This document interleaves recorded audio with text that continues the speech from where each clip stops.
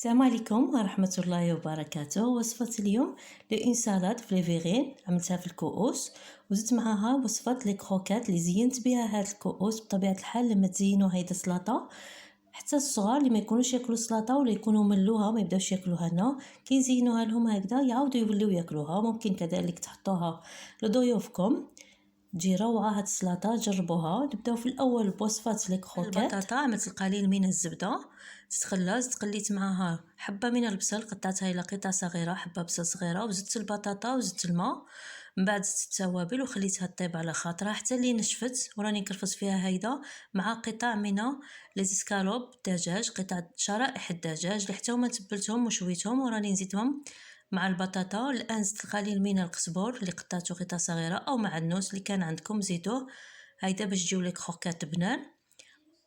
عملت قطعه من الجبن في الوسط وراني نكور فيها.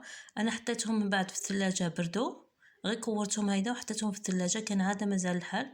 اما اذا ما كانش عندكم الوقت مباشره لفوهم هيدا في الفارينه ثم في البيض ثم لا شابلور. الزيت عملتها تسخن، ضروري تكون الزيت غزيره باش يجيو لي كروكات مقرمشين من برا. نكملهم كامل هكذا بنفس الطريقه مباشره، نعاود نقليهم.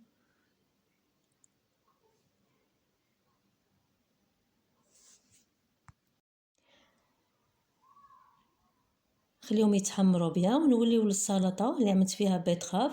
حتى هو غليته حوالي ربع ساعه، متو في طنجره الضغط ربع ساعه. قطعته هيدا الى قطع صغيره. عندي الكرنب كذلك، ممكن تعملوا سلطه خس في عوض الكرنب وعندي الجزر حتى هو غليته وقطعته الى قطع صغيره، وزدت عليهم زيت الزيتون والخل ورشه ملح. ممكن تعملوا اي خضار تحبوها وتكون متوفره عندكم في البيت، مثلا سلطه، بطاطا مغليه تقطعوها دي كوب صغار وتزيدوها حتى هي. في الاول في الكؤوس نبداو نحطوا البيتراف هي الاولى، نحطوها هكذا لتحت باش ما يطلقناش الماء تاعها وتفسد الالوان تاع السلطه. زدت انا المايونيز اللي هي اختياريه طبعا، وعاود زدت الجزر.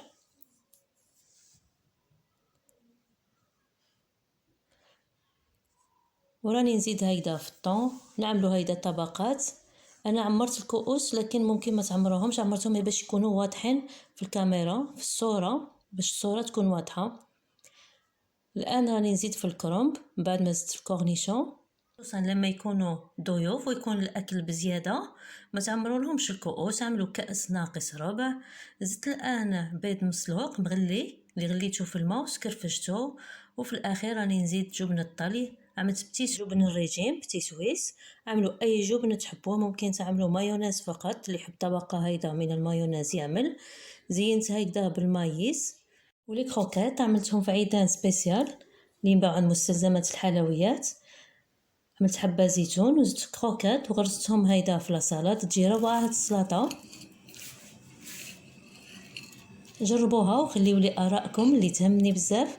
الى فيديو اخر ان شاء الله، دمتم في رعايه الله وحفظه. السلام عليكم ورحمه الله وبركاته.